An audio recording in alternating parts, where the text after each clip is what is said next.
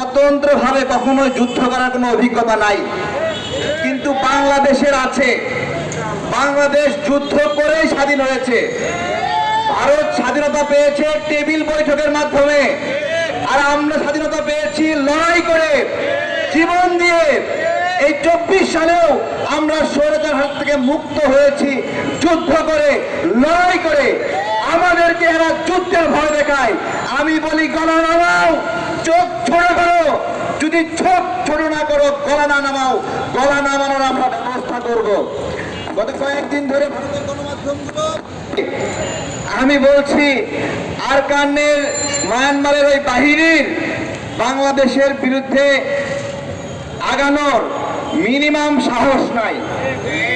একবার মায়ানমারের সঙ্গে বাংলাদেশের লড়াই হয়েছিল।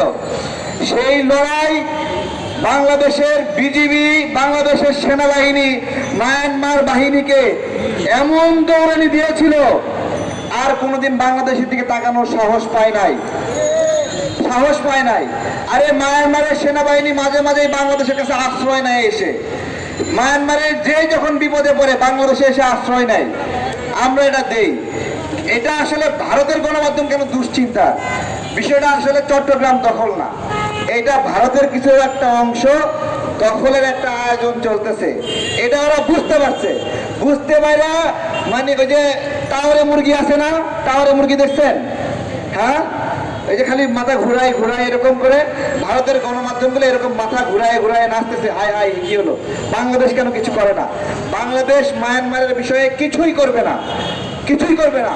যদি স্বাধীন একটা ভূমি তৈরি হয় ওখানে, আমাদের জন্য আরো ভালো। রোহিঙ্গারা ওখানে যাবে, ওখানে যে খ্রিস্টানদের নিয়ে একটা আলাদা ভূমি গঠনের চেষ্টা করছে। খ্রিস্টানদের ভূমি হলে আমাদের